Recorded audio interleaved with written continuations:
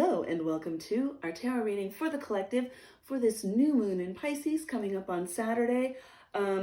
Chevy was very excited to get involved in the introduction. I can't hold you up here this whole time, but she's actually not a Pisces. She's an Aries.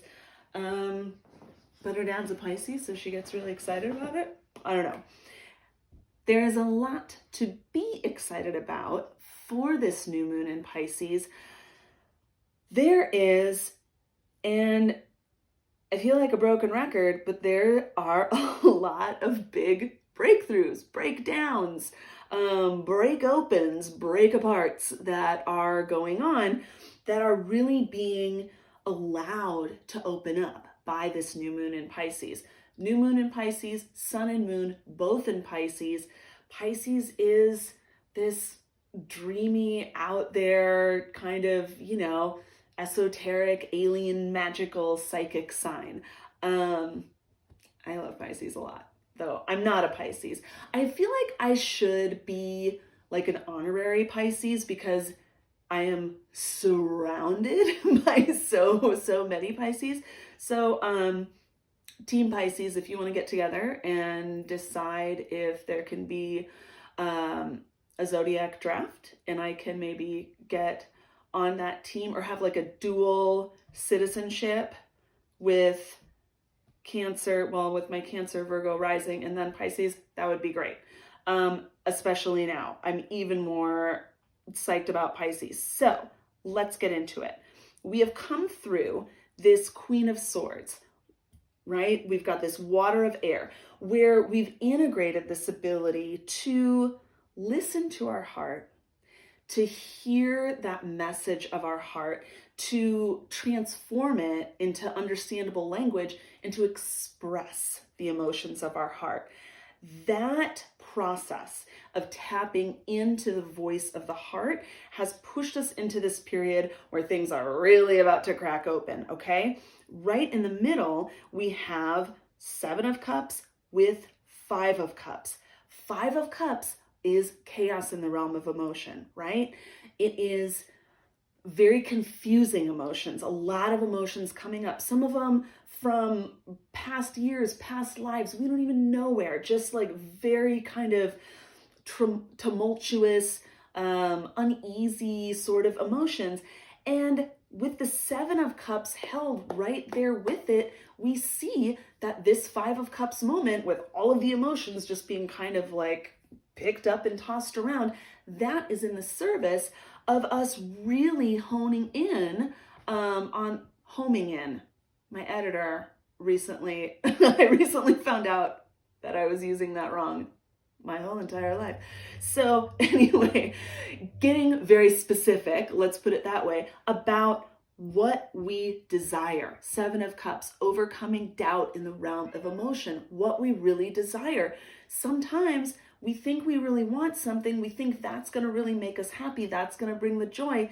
And it takes some really difficult, confusing, chaotic emotions to break that apart and to show us where the gold really is in that, okay? Jumping around a bit, that's not the only 5 we've got here. We have 5 of Coins, that's down here in us and ourselves. 5 of Coins, chaos in the realm of earth, fear of lack, uneasiness in our relationship with our material world, with our body, with our home, with our work, our finance, our money, right? All of the stuff that kind of makes up our world. Now, the 5 of Coins is in level with the Hanged Man, which is down in this foundational position. So again, we see an uncomfortable, chaotic moment arise, right? That is eased, that is countered, made use of by a big shift in perspective, and especially with the Hanged Man, that is a purposeful, radical shift in perspective. In relation to a 5 of Coins, what is that going to look like? Really taking a different look at maybe traditional methods that you've used to soothe or strengthen your relationship with your earthly realm, okay? So for example, the realm of the body.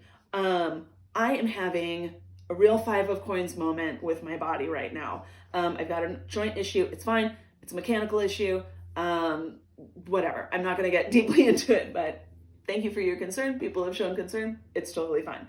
What it is forcing me to do is, Hanged Man, take a very different look at how I have managed my body, how I have treated it. I need to go in a very different direction. For me personally, I need to get very strong. I need to get strong so that my muscles hold all my joints in place, okay? So it's stuff like that where it's something different than you've done before. And I'm not embarrassed to admit I have never been like super athletic or super strong in my life. I had like a really brief moment at one point, but it didn't stick. It has to stick now. This is my Hanged Man moment in relationship to my personal 5 of coins. Yours is going to be different. Maybe for some it's similar, but yours is likely going to be very different. Identify where you are feeling that lack, where you're feeling that dis-ease in your earthly realm, and see how you can approach it with a radically different perspective, okay? Now, moving forward, we have the Tower. So we've got these 2 5s already in place. That's just priming the pump for things to really explode and split apart with the Tower in this upcoming energy position.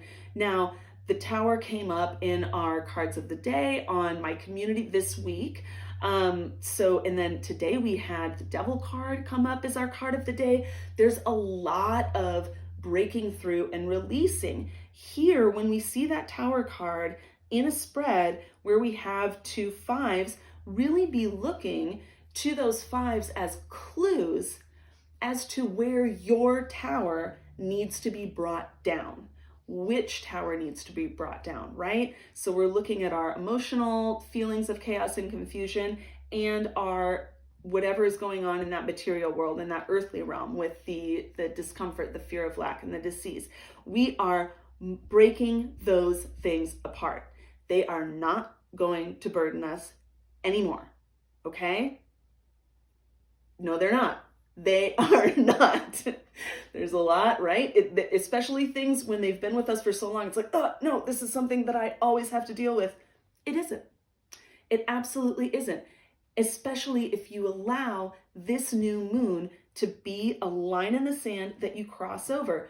And again, Pisces, magic, all of this stuff. If you have never really engaged with magic in a real way, right? In like a real, I'm going to do this way. This is a great time to do it, especially to break through these towers. And what is on the other side of the Tower in this threefold return position? The 6 of coins, okay? Achievement in the realm of Earth. So this position, threefold return position, how we meet the situation, how it comes back to meet us going through this narrative line. Even if we're not feeling it, we need to be forcing ourselves to really look at our little successes in the material realm. And then after the breakdown of that tower, they really get served up to us on a platter. Okay, so be paying attention to that. If you need to keep a little reporter's notebook with how great you're doing in your material realm and with, whatever issue you're working with, do that. Another place that earth energy is showing up for us is up here in hopes and fears with the 8 of coins in alignment with the Knight of Wands, fire of fire. So 8 of coins, long-term stability, longevity, having a framework, a system, right? A ritual, if you will, that will really serve you and support you in the material world. So we're talking our physical body, our home, our finance. We're looking for ways that we can really be supported now and into the future. Hopes and fears. Is that scary? Yes. Turn those butterflies into butterflies of hope and excitement, okay? And you don't have to think about it too much. We've already let our heart speak, Queen of Swords. Now it's that Knight of Wands, fire of fire. It's our instinct, it's our fire element, our creativity, our intuition, our magic that we can really bring to the table and allow to lead us in our quest for this long-term earthly stability, okay? Now, our key card for all of this, our beautiful key card out here sitting by its lonesome so it can be free to unlock all of these little gates as we go through these different energies, these different little points of wisdom, these lessons. The Hermit. The Hermit has been coming up over and over and over again. It's not surprising. It's sort of funny in a dark way. We've talked about it a lot. So in relation to this spread, this new moon in Pisces, looking at the Hermit, look, take purposeful solitude. Take time for yourself. Slow it down. These fives, I know I'm talking about them in this really positive way because they are these difficult issues that come up so that we can clear them out. That doesn't mean it's easy or comfortable. It's not comfortable, right? And that's okay. That's okay. What it does require of us is that purposeful solitude of the Hermit, the attitude of investigation, of receiving higher wisdom, putting together the pieces, looking for the clues, for the intellectual clues, for the esoteric spiritual clues that come up through these uncomfortable situations, and being able to have that time and that attitude of the Hermit to really put them together into one kind of cohesive, I don't know, what is this that I'm making? It's like a ball of energy, right? And just like put them into your little cohesive ball of energy where you can look at them all together and see it and understand it. Maybe not completely, but better than you do right now, better than you did yesterday, right? And especially on the other side of that tower, that Hermit card is going to be very, very useful. So give yourself a break, take the time to go through, get your new perspectives, go through the emotional chaos, the fear of lack. Remember to recognize your earthly achievements and successes, and let's knock those towers down, okay? Whew, I will see you next week. I didn't see you last week, and yeah, I will again. Sometimes you need a Hermit moment because shit is going down. That was my week last week. Now we're back. We're going into this new moon. I also have a ritual guide for you for this new moon, so you can go and check that out on elementalpowertarot.com, and have a great weekend.